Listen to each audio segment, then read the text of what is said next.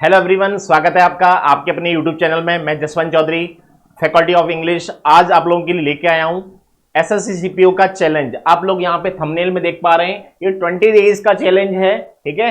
और यहां पे जितने भी हम क्वेश्चंस डिस्कस करेंगे, सभी क्वेश्चंस आपके लिए बहुत ही ज्यादा यूजफुल होने वाले हैं। और ये सारे क्वेश्चंस इंपॉर्टेंट क्वेश्चंस हैं, ठीक है। ये हमारा डे 3 है और डे 3 में जो क्वेश्चंस हम डिस्कस करने जा रहे हैं, ये सभी एग्जामिनेशंस में पूछे जा चुके हैं, ठीक है।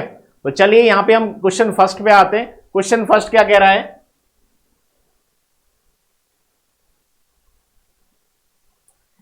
क्वेश्चन को स्टार्ट करने से पहले मैं आपको बता दूं कि मेरा ये टेलीग्राम पेज है आपका, इसको आप फॉलो कर सकते हैं इंग्लिश विद जसवंत चौधरी के नेम से। तो यहां पे मैं जितने भी पीडीएफ वगैरह होती है, जो भी नोटिफिकेशन होता है, जो भी इंपॉर्टेंट इंफॉर्मेशन होती है, मैं यहां पे अपडेट करता हूं। इंग्लिश विद जसवंत चौधरी के नेम से है, तो आप इसको फॉलो कर ले, ठीक है। मेरा फेसबुक पेज है इंग्लिश विद जसवंत चौधरी के नेम से, ठीक है। हाँ, आप मेरे साथ में इंस्टाग्राम पे भी जुड़ सकते हो, जसवंत चौधरी 299 आप सर्च करोगे तो इंस्टाग्राम पे भी आप मुझे फॉलो कर सकते हैं, ठीक है। चलिए यहां पे क्वेश्चंस स्टार्ट करते हैं। सबसे पहले फर्स्ट क्वेश्चन की बात करें तो फर्स्ट क्वेश्चन जो कह रहा है, ये क्या कह रहा है? It was the very well directed film and we enjoyed it, ठीक है। ये कॉमन एरर का क्वेश्चन है, आपको बताना किस पार्ट में एरर है, ठीक है। जिस पार्ट में एरर होती है वो आंसर होता है। तो देखो यहाँ पे it was the very well directed film, ये कैसी मूवी थी?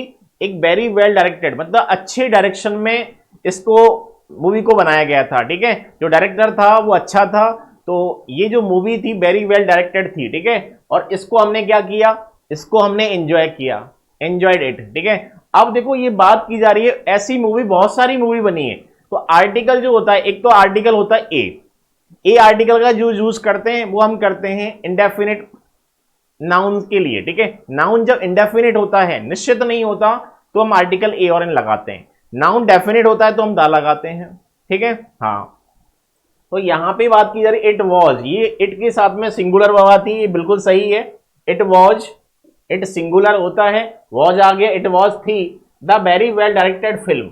द का यूज नहीं होगा बेटा, यहां द को हटाना पड़ेगा और द के रिप्लेसमेंट में हमें ए का यूज करना पड़ेगा, ठीक है। तो द हट जाएगा और लगेगा हमारा ए, ठीक है। आर्टिकल ए का यूज करना पड़ेगा, तो ए आर्टिकल यूज होगा यहां पे, क्योंकि जनरल सेंस की बात की जा रही है। आर्टिकल ए और एन हम इंडेफिनिट इंडेफिनिट नाउन के लिए लगाते हैं और ए और एन इंडेफिनिट नाउन के लिए यूज करते हैं। द का यूज हम डेफिनिट नाउन के लिए करते हैं, डेफिनिट नाउन के लिए द का यूज किया जाता है, ठीक है। क्योंकि द जो है वो कैसा आर्टिकल है? डेफिनिट आर्टिकल है द। और ए और एन कैसे आर्टिकल हैं? ये आपकी इंडेफिनिट आर्टिकल हैं। इंडेफिनिट का मतलब होता है अनिश्चित, ठीक है। जो निश्चित नहीं है वो इंडेफिनिट है, और जो निश्चित है वो कैसा है? डेफिनिट। कोई भी चीज पहले से अंडरस्टूड होती है, उसके बारे में पहले से पता होता है, वहां डेफिनेट आर्टिकल लगाते हैं द। और जो जनरल बात है, जैसे मान के चलो कोई लड़का तुमसे मिलने आया, तो हम कहेंगे a boy has come to meet you. कोई लड़का तुमसे मिलने आया है, तो ए बॉय, आ बॉय जो यूज हो रहा है, इसका मतलब जनरल सेंस, कोई, ए का मतलब होता है एनी, ठीक है। कोई लड़का तुमसे मिल रहा है, ए जो है वो एनी का मीनिंग देता है। दा जो होता है, दा डेफिनेट आर्टिकल है, दा का मतलब होता है that. The boy has come to meet you, वो वाला लड़का तुमसे मिलने आया, पता नहीं। अब इसका मतलब है कि वो लड़का पहले मिल चुका है आपसे, आपको जानता है, आप उसे जानते हो, उसके बारे में आपको, आपके पास में इंफॉर्मेशन है। तो द बॉय का मतलब दैट बॉय, द का मीनिंग होता है दैट, ठीक है। द दैट का मीनिंग देता है। और आर्टिकल ए जो होता है वो एनी का मीनिंग देता है, एनी माने कोई, ठीक है। तो यहां पे कोई मूवी जनरल सेंस की बात की जा रही है, इसलिए यहां पे द का यूज नहीं होगा, ए का यूज होगा, जिसको हमने और हमने उसे क्या किया? एंजॉय किया। किसे किया? मूवी को किया। इट किसके लिए आया है? ये इट का यूज मूवी के लिए हुआ है, ठीक है। हाँ, चलिए आगे बढ़ते हैं। No one were present when I entered the hall, ठीक है। कि जब मैंने हॉल में प्रवेश किया था वहां कोई नहीं था, वहां कोई प्रेजेंट ही नहीं था। नो वन वर प्रेजेंट, कोई प्रेजेंट नहीं था वहां पे जब मैंने हॉल में प्रवेश किया था, ठीक है। ये सेंटेंस कह रहा है। तो नो वन जो है ये आपका कैसा प्रोनाउन है? नो वन आपका इंडेफिनिट प्रोनाउन है, और इंडेफिनिट जो प्रोनाउन होते हैं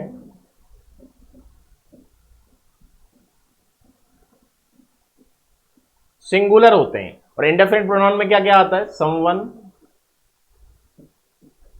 somebody, anyone, anybody, everyone, everybody. ये सभी कैसे प्रोनाउन हैं? आपके इंडेफिनिट हैं। No one, nobody.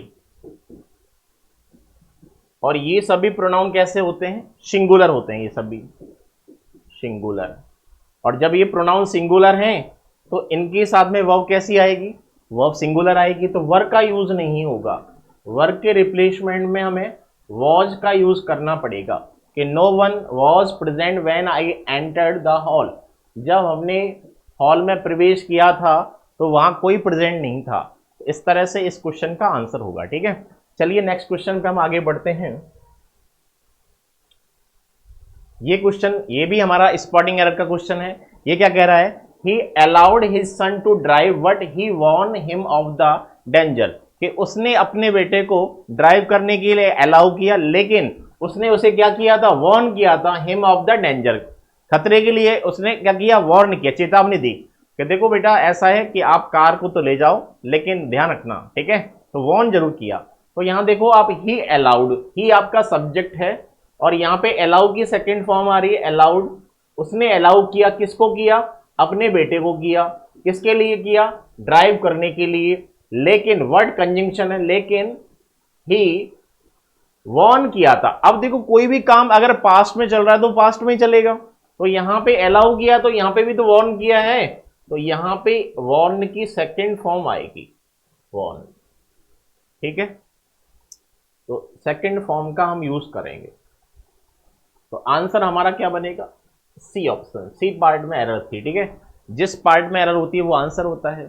ठीक है, अगर एरर नहीं होती है तो नो एरर होता है। ठीक है, हाँ। चलिए नेक्स्ट क्वेश्चन पे हम आगे बढ़ते हैं। Do you recall to meet her at the party last night? ठीक है, अब देखो यहां पे आपको देखने किस पार्ट में एरर है। ठीक है, यहां जितने भी क्वेश्चंस हैं आपकी स्पॉटिंग एरर के, वो वहां पे सब टाइप की एरर है। ठीक है, नाउन की भी एरर मिलेगी आपको, प्रोनाउन की एरर मिलेगी, टेंस की एरर मिलेगी, क्वेश्चन टैग की एरर मिलेगी, प्रेपोजिशन की एरर मिलेगी। तो जितने भी क्वेश्चंस यहां डिस्कस कर रहे हैं सब मिसलेनियस क्वेश्चन है, हर टाइप के क्वेश्चन है। ठीक है, और ये सारे क्वेश्चंस एग्जामिनेशन में पूछे जा चुके हैं, बहुत ही इंपॉर्टेंट क्वेश्चंस हैं। बात समझ में आ रही है आपको? तो चलिए आगे बढ़ते हैं। डू यू रिकॉल, अब देखो एक वर्ब आती है, क्या तुम रिकॉल करते हो? ये प्रेजेंट सिंपल टेंस है। रिकॉल जो है, ये जो वर्ब होती है, रिकॉल के साथ में जीरंड फॉलो होता है। रिकॉल अपने साथ में क्या लेता है? जीरंड लेता है। अब जीरंड क्या होता है? जीरंड होता है वर्ब की फर्स्ट फॉर्म में आईएनजी, जो ऑब्जेक्ट के प्लेस पे आता है, जीरंड है ना, नॉन फाइनाइट वर्ब का टाइप है। तो रिकॉल के साथ में जीरंड आएगा, जबकि यहां पे क्या आ रहा है? To meet. टू मीट क्या है? इन्फिनेटिव। इन्फिनेटिव नहीं आएगा, जीरंड आएगा, तो मीटिंग। तो ये कह रहा है क्या तुम रिकॉल करते हो, क्या तुम याद करते हो उसकी मीटिंग को जो आप पार्टी में मिले थे उससे? कब मिले थे? Last night. लास्ट नाइट जब पार्टी हुई थी तो मीटिंग हुई थी। मीटिंग को क्या आप रिकॉल करते हो? मीटिंग हो चुकी है, पहले मिल चुके हैं लोग। ठीक है, तो यहां पे रिकॉल के साथ में मीटिंग आएगा, जीरंड आएगा। मीटिंग कौन है? जीरंड। ये मेन वर्ब है और मेन वर्ब के बाद में ये आ रहा है ऑब्जेक्ट। तो ऑब्जेक्ट के प्लेस पे कौन आता है? जीरंड। जीरंड या तो सब्जेक्ट के प्लेस पे आता है या फिर जीरंड कहां पे आता है? ऑब्जेक्ट के प्लेस पे आता है।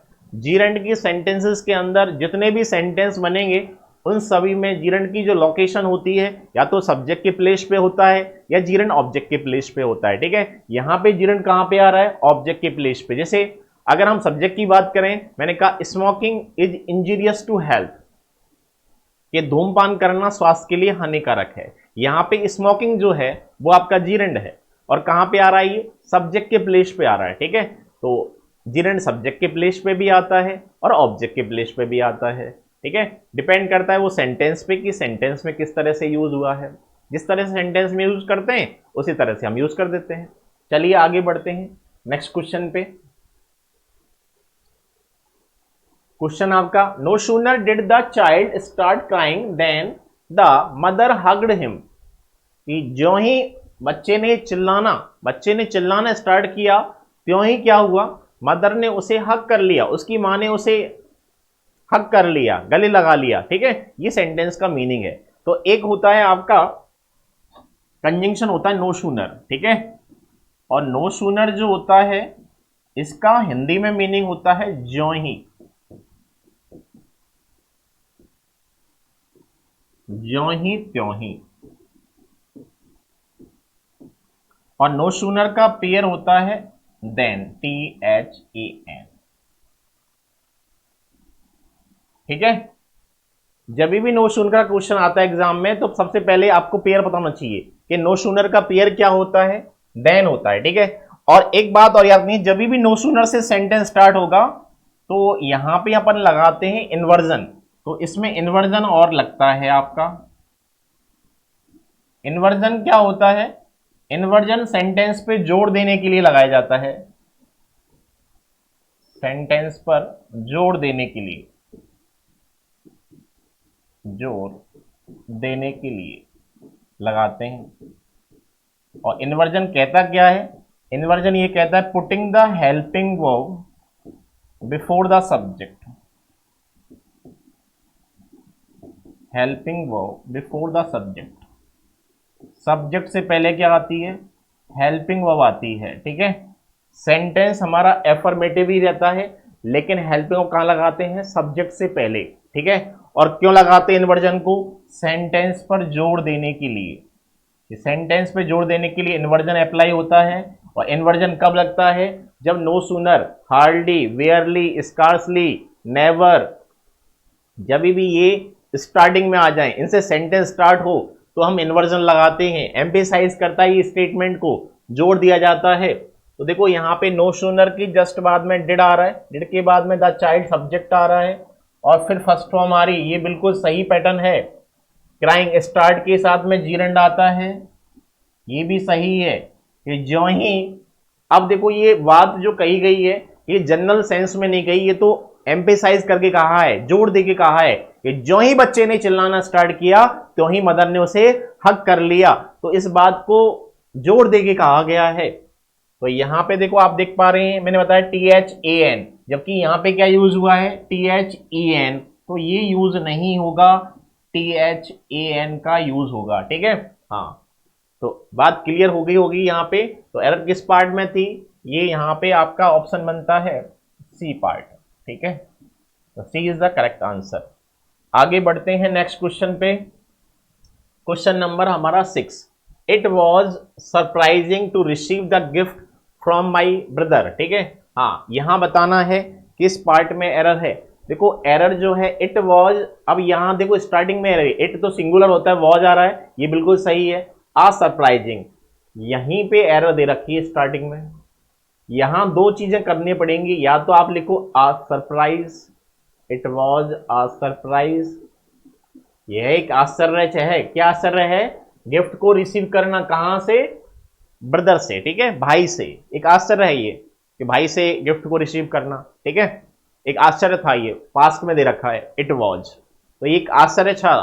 तो यहां पे या तो ऐसे करो, आ सरप्राइजिंग को रिप्लेस करो, आ सरप्राइज लिखो, या फिर ए जब मत लगाओ तो ए हटा दो या सरप्राइजिंग लिखो। ठीक है, ये भी करेक्ट है और ये भी करेक्ट है। या तो आप ऐसे बोलो इट वॉज अ सरप्राइज, या फिर ऐसे बोलो इट वॉज सरप्राइजिंग। ठीक है, to receive the gift from my brother. ठीक है, हाँ, कि भाई की साइड से जो गिफ्ट प्राप्त करना एक सरप्राइज था, आश्चर्य था। ठीक है, इस तरह से एक सेंटेंस बनेगा। तो एरर किस पार्ट में थी, एरर फर्स्ट पार्ट में थी। तो answer is the A option. चलिए नेक्स्ट क्वेश्चन पे आगे बढ़ते हैं। क्वेश्चन क्या कह रहा है, my home is more spacious than my sister. Spacious का मतलब बड़ा, कि मेरा जो घर है वो बड़ा है, कंपेरेटिव डिग्री आ रही है मोर स्पेसियस, है ना, मोर का यूज करते हैं हम कंपेरेटिव में, मोर और ई आर, जैसे हाई, हायर, हाईएस्ट, तो हायर कैसी डिग्री है, कंपेरेटिव है। Intelligent, more intelligent, most intelligent, तो मोर इंटेलिजेंट कैसी डिग्री है, कंपेरेटिव है। तो कंपेरेटिव डिग्री में या तो मोर आता है या फिर ई आर आता है, ठीक है। हाँ, और कंपेरेटिव डिग्री कब लगाते हैं, जब कंपेयर करते हैं। ये कह रहा है कि मेरा जो घर है वो मेरी सिस्टर से क्या है, मेरी सिस्टर के घर से क्या है, बड़ा। एक बात आपको हमेशा याद रखनी है कि जब भी हम कंपैरिजन करते हैं तो सिमिलरिटी में करते हैं। तुलना किस में होती है, कंपैरिजन,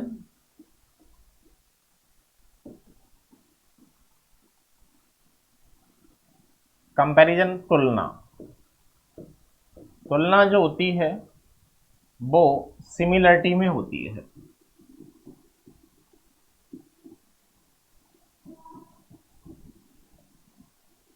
ठीक है, कि अगर सब्जेक्ट आ रहा है तो सब्जेक्ट की कंपेयर किससे होगी, सब्जेक्ट से होगी। ठीक है, कोई भी अगर कंपैरिजन की बात की जाए तो दो चीजों में होती है। मैंने कहा मेरा बैग अच्छा है तुमसे या तुम्हारे बैग से, तुम्हारे बैग से, my bag is better than yours. ठीक है, हाँ, तो हमेशा कंपैरिजन सिमिलरिटी में करेंगे। तो मेरा जो घर है वो ज्यादा बड़ा है मेरी सिस्टर से, नहीं, मेरी सिस्टर के घर से, तो माई सिस्टर के बाद में हमें क्या लगाना पड़ेगा, एपोस्ट्रोफी एस लगाना पड़ेगा। तो हमें बोलना पड़ेगा माई सिस्टर और इसके बाद में एपोस्ट्रोफी एस। अब देखो होम नहीं आएगा क्योंकि होम तो एक बार आ चुका है। होम कौन है, नाउन। ठीक है, हाँ, माई एडजेक्टिव है, पजेसिव। तो मेरा जो घर है मेरी सिस्टर के घर से, माई सिस्टर्स, है ना, एपोस्ट्रोफी एस, एपोस्ट्रोफी एस का यूज करना पड़ेगा क्योंकि यहां पे सिमिलरिटी दिखानी पड़ेगी। मेरी सिस्टर से बड़ा नहीं है, मेरी सिस्टर के घर से बड़ा है। ठीक है, तो माई सिस्टर्स एपोस्ट्रोफी एस, तो यहां पे आंसर हमारा जो बनेगा this is the C option. ठीक है, C is the correct answer. चलिए आगे बढ़ते हैं नेक्स्ट क्वेश्चन पे। ये क्या कह रहा है, antique diamond necklace was stolen from the museum. Museum से एक एंटिक डायमंड नेकलेस को क्या किया गया था, चुराया गया था। ठीक है, ये सेंटेंस का मीनिंग है। डायमंड चोरी हो गया था, नेकलेस है ना, डायमंड का नेकलेस था एक, तो वो चोरी हो गया नेकलेस, है ना। हाँ, डायमंड का बना हुआ था वो।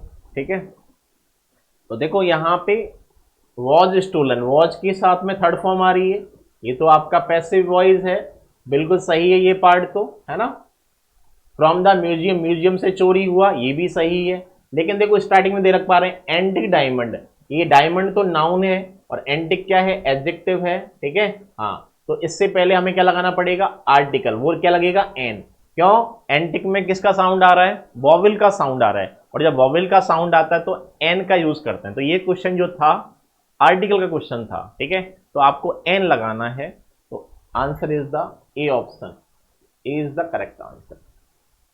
ठीक है, चलिए आगे बढ़ते हैं नेक्स्ट क्वेश्चन पे। Question number 9, the unseasonal rain caused a lot of damage to the crops. जो सीजन की बारिश नहीं थी, बिना सीजन के जो बारिश हुई थी उसने क्या किया, क्रॉप्स को, फसल को बहुत ज्यादा नुकसान किया। ठीक है, हाँ, ये इसका मीनिंग है। अनसीजनल थी, सीजनल जो बारिश होती है वो तो क्या करती है, उससे तो बेनिफिट मिलता है, फायदा होता है। लेकिन जो अनसीजनल होती है, ठीक है, जरूरत नहीं है बारिश की और उस समय बारिश हो रही है, फसल की कटाई हो रही है, बारिश हो रही है, तो फसल को क्या कर देती है, बर्बाद कर देती है, नष्ट कर देती है। ठीक है, हाँ, तो देखो यहाँ पे द अनसीजनल रेन, ये पार्ट बिल्कुल सही है। Caused a lot of damage, damage नहीं, डैमेजेस होगा, है ना, नुकसान दिया, तो डैमेज नहीं लिखेंगे, डैमेजेस लिखेंगे। ठीक है, तो ये आंसर हमारा बनेगा B option, B is the correct answer. ठीक है, हाँ, चलिए नेक्स्ट क्वेश्चन पे आते हैं। Question number 10, the policeman asked many people but no one was knowing how the accident happened. ये पुलिसमैन ने किससे पूछा, बहुत सारे लोगों से पूछा, लेकिन किसी ने नहीं बताया था कि एक्सीडेंट कैसे हुआ। ठीक है, पुलिसमैन ने काफी लोगों से पूछताछ की लेकिन कोई भी नहीं बता पाया कि ये एक्सीडेंट हुआ कैसे। ये सेंटेंस का मीनिंग है। तो देखो, द पुलिसमैन आस्क, पुलिसमैन ने पूछा मैनी पीपल, ये बिल्कुल सही पार्ट है, ये भी सही है, लेकिन ये भी सही है but no one was knowing. अब देखो नोइंग, ये नो जो वर्ब होती है ये आपकी स्टैटिक वर्ब है,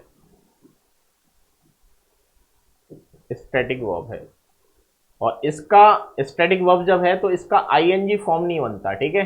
आप लोग कभी भी ऐसे नहीं कहोगे कि मैं सेंटेंस लिखा कि आई एम नोइंग यू, मैं तुम्हें जान रहा हूं, ये सेंटेंस जो मैंने लिखा है ये सेंटेंस क्या है, रॉन्ग है, ठीक है। तो एम नोइंग नहीं होता, इसको हमें कैंसिल करना पड़ेगा, होता क्या है, नो, कहना पड़ेगा आई नो यू, है ना, मैं तुमको जानता हूं, इस तरह से होगा, ठीक है। तो नोइंग नहीं होता, तो यहां पे वॉज नोइंग जो दे रखा है वो नहीं होगा, वॉज हटेगा, ठीक है। और ये पास्ट में है, प्रेजेंट कॉन्टिन्यूअस जो होता है वो प्रेजेंट इंडेफिनिट में बनता है, आई एम नोइंग नहीं होता, आई नो यू होगा, ये B1 है, फर्स्ट फॉर्म है। इसी तरह से यहाँ पे एक्शन हो गया, कोई नहीं जानता था, तो यहाँ पे नो की सेकंड फॉर्म आएगी, और नो की सेकंड फॉर्म क्या है, न्यू, KNEW। नो की 3 फॉर्म होती है, नो फर्स्ट फॉर्म है, न्यू सेकंड फॉर्म है, और नॉन आपकी थर्ड फॉर्म है। ये B3 है, ये B2 है, ये B1 है, और ये हमारा टेंस कौन सा है, पास्ट इंडेफिनिट, तो अपन को कौन सी फॉर्म लगानी है, सेकंड फॉर्म, क्योंकि एक्शन हो चुका है, काम हो गया है, और जब काम हो जाता है तो हम सेकंड फॉर्म का यूज करते हैं, ठीक है। बात क्लियर है, चलिए आगे बढ़ते हैं। There is a very little time for them to prepare for the show, ठीक है, हाँ, कि टाइम बहुत ही कम था, ठीक है, टाइम कम था, किसके लिए कम था, कम है, सॉरी, देयर इज है ना, प्रेजेंट में है, टाइम बहुत कम है, किसके लिए, उनके लिए, प्रिपेयर करने के लिए, क्या प्रिपेयर करने के लिए, शो को प्रिपेयर करने के लिए, उनके पास में समय की कमी है, ठीक है, टाइम कम है। तो यहाँ पे टाइम जो है वो कैसा नाउन है, time is the uncountable noun, और जब अनकाउंटेबल नाउन है तो उसके साथ में ए आर्टिकल का यूज नहीं होता। ए और एन का यूज हम किसके साथ में करते हैं, ए और एन का यूज करते हैं singular countable noun, singular countable noun के साथ में ए और एन लगाते हैं, ठीक है। जैसे मैंने कहा सी इज अ गर्ल, तो गर्ल से पहले हमने ए का यूज किया, गर्ल कैसा है, नाउन है, काउंटेबल है और सिंगुलर है, इसलिए यूज हुआ है।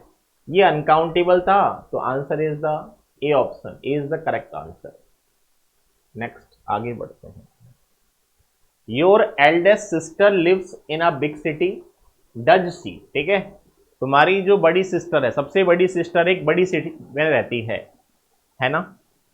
ये क्वेश्चन टैग का क्वेश्चन है, देखो यहाँ पे आ रहा है डज सी आ रहा है, ठीक है। अब जबकि होता क्या है, क्वेश्चन टैग का जब भी एग्जाम में क्वेश्चन आता है तो आपको 2 बातें याद रखनी है। एक बात कि स्टेटमेंट कैसा है, स्टेटमेंट देखो यहाँ स्टेटमेंट आप लोग देख पा रहे हो, ये स्टेटमेंट कैसा है, पॉजिटिव, और जब स्टेटमेंट पॉजिटिव होता है तो क्वेश्चन टैग बनता है हमारा नेगेटिव, ठीक है ना। अगर स्टेटमेंट नेगेटिव होगा तो क्वेश्चन टैग बनेगा पॉजिटिव, लेकिन यहां पे स्टेटमेंट कैसा है, पॉजिटिव है, तो क्वेश्चन टैग नेगेटिव बनेगा, तो यहां पे डज नहीं आएगा, डज को रिप्लेस करके क्या लिखना पड़ेगा, डजंट, डजंट सी होगा, ठीक है। और डजंट क्यों यूज कर रहे हैं, क्योंकि लिव्स, लिव्स है मेन वर्ब की फर्स्ट फॉर्म में SES, और इसमें हेल्पिंग आती है डू और डज, सिंगुलर के साथ में डज, प्लूरल के साथ में डू का यूज होता है, तो डजंट सी होगा कि तुम्हारी बड़ी सिस्टर एक बड़ी सिटी में रहती है ना, तो मीनिंग आता है ना, ये कंफर्मेशन के लिए यूज करते हैं क्वेश्चन टैग को, याद रखना है आपको। क्वेश्चन टैग जो होता है, क्वेश्चन टैग का यूज हम कंफर्मेशन के लिए करते हैं,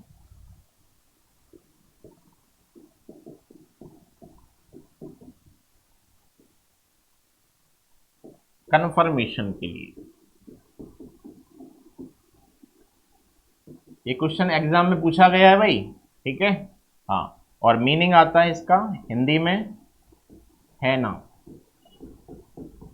ये भी क्वेश्चन का ही टाइप है, ठीक है, हाँ। और याद रखना है क्वेश्चन टैग स्टेटमेंट जब पॉजिटिव होता है, फर्स्ट कंडीशन है statement positive, question tag negative, और statement negative, question tag positive बनता है। और ये उसी बनेगा जिसमें सेंटेंस गिवन है, जिस टेंस में दिया हुआ है उसी की हेल्पिंग वर्ब लगाते हैं। और नेगेटिव जब होता है तो पैटर्न क्या होता है, हेल्पिंग वर्ब और नॉट की कॉन्ट्रैक्शन फॉर्म, उसके बाद में सब्जेक्ट और उसके बाद में क्वेश्चन मार्क, ये पैटर्न रहता है आपका। और पॉजिटिव वाले में क्या पैटर्न रहता है, पॉजिटिव वाले में रहता है helping verb plus subject plus question mark. ठीक है, इस तरह से इसका क्वेश्चन करना पड़ता है हमें। ठीक है, चलिए आगे बढ़ते हैं, नेक्स्ट क्वेश्चन पे आते हैं। You should have respond to my query sooner. ठीक है, हाँ देखो, यू शुड हैव, यू के साथ में तुम्हें करना चाहिए शुड हैव आ गया, और हैव के साथ में, शुड हैव के साथ में कौन सी फॉर्म यूज करेंगे हम, शुड हैव के साथ में थर्ड फॉर्म का यूज करेंगे। ठीक है, और शुड के साथ तो फर्स्ट फॉर्म आती है, और शुड का यूज करते हैं हम सजेशन। ठीक है, एडवाइज या सजेशन में।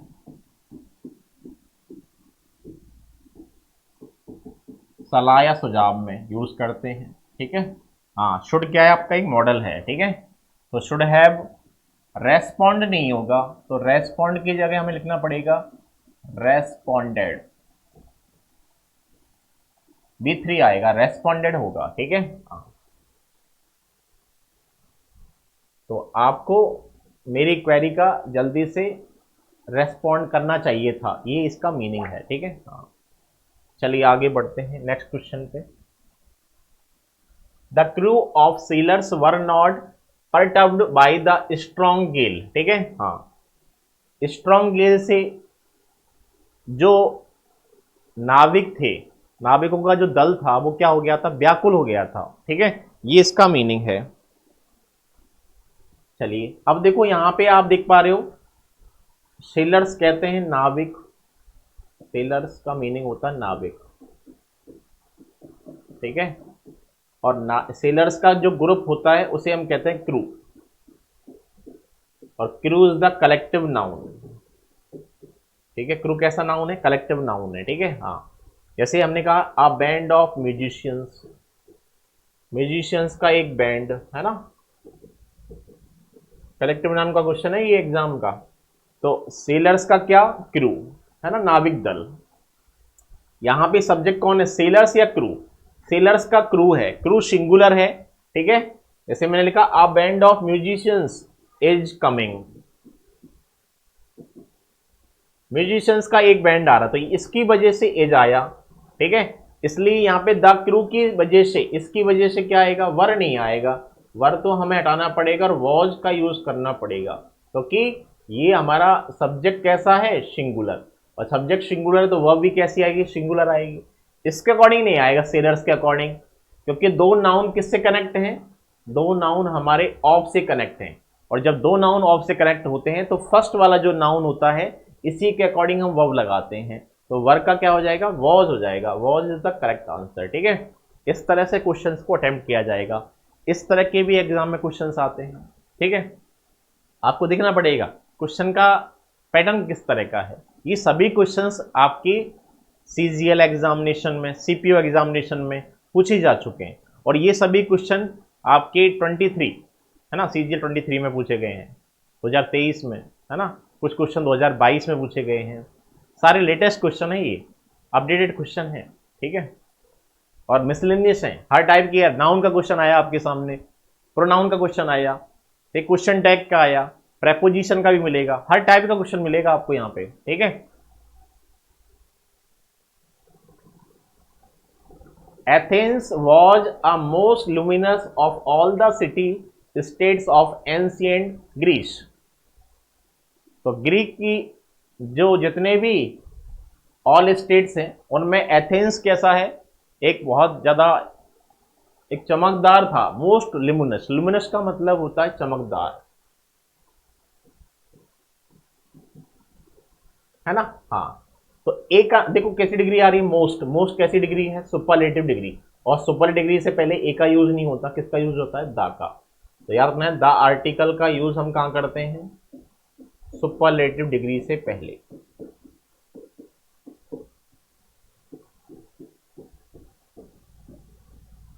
तो सुपरलेटिव डिग्री ऑफ एडजेक्टिव है ना, उससे पहले क्या लगाते हैं हम, दा लगाते हैं। तो ए का यूज नहीं होगा, दा का यूज होगा, ठीक है।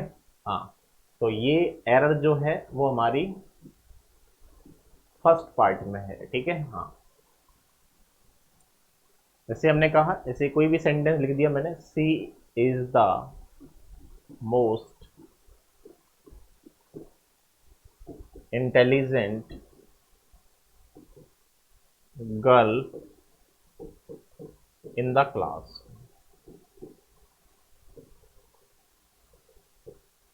कि वह जो है वो क्लास में सबसे ज्यादा इंटेलिजेंट है, ठीक है। तो इंटेलिजेंट एक ही है। सुपरलेटिव डिग्री जो होती है उसमें हम सिलेक्शन जो करते हैं, ऑल में से किसी एक का सिलेक्शन करते हैं। जब एक का सिलेक्शन होता है ऑल में से, वो डिग्री कैसी बनती है, सुपरलेटिव। और सुपरलेटिव डिग्री से पहले अपन क्या लगाते हैं, दा लगाते हैं, ठीक है। दा आर्टिकल का यूज होगा।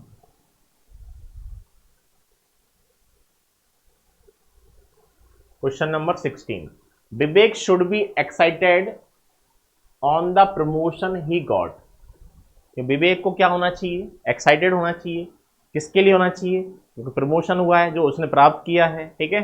तो देखो यहाँ पे विवेक शुड बी एक्साइटेड, ये बिल्कुल सही है, ये पार्ट तो बी के साथ में थर्ड फॉर्म आ रही, ये भी सही है। ऑन द प्रमोशन नहीं होता, तो ऑन का यूज नहीं होता, एट का यूज होता है, एट द प्रमोशन होता है। तो एरर किस पार्ट में थी, बी में। B is the correct answer, fix है भाई, एट द प्रमोशन है ना, एक्साइटेड एट है ना, तो एक्साइटेड एट द प्रमोशन, ठीक है। चलिए आगे बढ़ते हैं। क्वेश्चन नंबर हमारा 17 क्या कह रहा है, I do not like to read these kind of novels. कि इस टाइप के नॉवेल्स को मैं पसंद नहीं करता हूं, ठीक है। हाँ, तो देखो यहाँ पे आई do not like, do not के साथ फर्स्ट फॉर्म आ रही, ये पार्ट बिल्कुल सही है। टू रीड इन्फिनेटिव आ रहा है, ये सही है। दीज, दीज के बाद में काइंड आ रहा है, काइंड नहीं आएगा, काइंड को रिप्लेस करके क्या लिखना पड़ेगा, काइंड्स। क्योंकि दीज अपने बाद में कैसा नाउन लेता है, दीज और दोज, ये अपने बाद में प्लूरल नाउन लेते हैं, ठीक है। और दिस और दैट अपने बाद सिंगुलर नाउन लेते हैं, ठीक है। दिस का यूज पास के लिए, दैट का यूज दूर के लिए, दीज का यूज पास के लिए, दोज का यूज दूर के लिए। दीज और दिस दोनों पास के लिए, दोज और दैट दूर के लिए। दैट सिंगुलर है, दिस भी सिंगुलर है, ये दोनों प्लूरल हैं, तो काइंड नहीं होगा, काइंड्स हो जाएगा। क्वेश्चन नंबर 18, वी वॉट, हमने खरीदा, क्या खरीदा, 2 dozens mangoes from the market yesterday. कल हमने मार्केट से 2 दर्जन आम खरीदे, ठीक है। हाँ, ये सेंटेंस का मीनिंग है। तो देखो यहाँ पे आप देख पा रहे हो वी वॉट, वाई की सेकेंड फॉर्म वॉट है, ये तो बिल्कुल सही है कि हमने खरीदे, क्या खरीदे, तो अब देखो डजन्स लिखा हुआ है, डजन्स नहीं होगा, डजन्स को रिप्लेस करके करना पड़ेगा, डजन करना पड़ेगा। तो एरर किस पार्ट में थी, बी में थी। क्यों, देखो मैंगोज किसका काम करेगा, नाउन का, और ये 2 और डजन ये क्या बनेगा, एडजेक्टिव। और एडजेक्टिव कैसा होता है, सिंगुलर। याद रखना है एडजेक्टिव अपने बाद में नाउन लेता है, ठीक है। नाउन सिंगुलर भी हो सकता है और प्लूरल भी हो सकता है। नाउन दोनों होता है, सिंगुलर भी होता है और प्लूरल भी होता है, लेकिन एडजेक्टिव जो होता है ये ऑलवेज सिंगुलर होता है। तो 2 डजन मैंगोज, मैंगोज नाउन का काम कर रहा है और 2 डजन ये पूरा एडजेक्टिव है, इसलिए इसमें एस नहीं आएगा, ठीक है। 2 पेयर शूज, 2 पेयर शूज नहीं होगा, 2 पेयर शूज, क्योंकि 2 और पेयर ये पूरा एडजेक्टिव है और शूज नाउन है, तो इसलिए एस हटाना पड़ेगा। ये बहुत ही इंपॉर्टेंट कॉन्सेप्ट है, इसके क्वेश्चन एग्जाम में आते आते हैं और ये क्वेश्चन पूछा गया है एसएससी में, ठीक है। चलिए आगे बढ़ते हैं नेक्स्ट क्वेश्चन पे। My friends are gone on a trip to Goa today. कि मेरे फ्रेंड्स आज गोवा जा चुके, किस पे, ट्रिप पे, है ना, ट्रिप के लिए गोवा चले गए वो लोग। तो माई फ्रेंड्स आर, देखो आर के साथ में, तो आर के साथ में इज एम आर, ठीक है, माई फ्रेंड्स ये आर, अब देखो आर लिखा हुआ है, is am are, is am are के साथ में दो कंडीशन आती हैं, या तो वर्ब की फर्स्ट फॉर्म में आईएनजी आता है या बी3 आता है। बी3 तो पैसिव वॉइस में आता है, और एजेएमआर के साथ में आईएनजी एक्टिव वॉइस में आता है, ठीक है। तो यहां पे आप गोइंग, गॉन को काटो और इसकी जगह क्या करो, going. My friends are going on a trip to Goa today, कि मेरे फ्रेंड्स जो हैं वो आज कहाँ जा रहे हैं, गोवा जा रहे हैं, एक ट्रिप पर जा रहे हैं आज, ठीक है। हाँ, तो यहां पे एरर है भाई, ठीक है, तो गोइंग होगा। या फिर आप एक ऐसा भी कर सकते हो कि आर गॉन पूरा का उठा दो, और या फिर लिख दो हैव गॉन, है ना, दो ही आंसर बनेंगे, या तो आर गोइंग कर लो या हैव गॉन कर लो, कि मेरे फ्रेंड्स आज गोवा जा चुके हैं, ठीक है, ट्रिप पर। आर गोइंग भी करेक्ट है, हैव गॉन भी करेक्ट है, ठीक है, दोनों में से किसी का भी चूज कर सकते हैं। आप सोच सकते हैं जा रहे हैं, गोइंग ऑन है तो जा रहे हैं, जा चुके हैं तो हैव गॉन हो जाएगा, ठीक है। नेक्स्ट क्वेश्चन देखो, question number 20, he was formerly a doctor of the corporate hospital, कि वह कॉर्पोरेट हॉस्पिटल का पहले डॉक्टर था, ठीक है, अब नहीं है। फॉर्मरली का मतलब पहले था, ठीक है। हाँ, तो ही वॉज फॉर्मरली, ये पार्ट बिल्कुल सही है। आ डॉक्टर, एक डॉक्टर था। अब देखो वो हॉस्पिटल, हॉस्पिटल जो है उसमें डॉक्टर था, ठीक है। हाँ, हॉस्पिटल में जॉब करता था, ठीक है। तो वो यहां पे ऑफ का यूज हुआ है, ऑफ यहां नहीं होगा। ऑफ कब लगाते हैं, कोई स्किन का डॉक्टर है, ठीक है, कोई हार्ट का डॉक्टर है, कोई दांतों का डॉक्टर है, कोई स्किन का डॉक्टर है, उसके लिए लगाते हैं हम ऑफ। लेकिन यहां एक हॉस्पिटल में है, तो हॉस्पिटल में है तो ऑफ नहीं आएगा, एट का यूज होगा। तो कहना पड़ेगा a doctor at the hospital,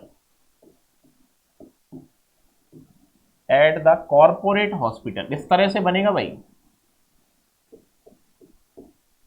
corporate hospital, hospital, ठीक है ना, क्योंकि हॉस्पिटल में है तो इसलिए एट का यूज होगा, ऑफ का यूज नहीं होगा, ठीक है। तो ये प्रेपोजिशन की एरर थी। इस तरह से यहां पे हमने 20 क्वेश्चंस को डिस्कस किया। आई होप आपको ये सारे क्वेश्चन समझ में आए होंगे, ठीक है। सेशन पसंद आया तो सेशन को लाइक करें, शेयर करें, अपने फ्रेंड्स को भी शेयर करें। अगर चैनल पे फर्स्ट टाइम विजिट कर रहे हैं तो चैनल को सब्सक्राइब करना ना भूलें, बेल आइकन को प्रेस करें, जिससे आने वाले नोटिफिकेशन की वीडियोज मिलते रहेंगे आपको, ठीक है। तो मिलते हैं फिर हम नेक्स्ट क्लास में। ओके, थैंक यू, जय हिंद, जय भारत।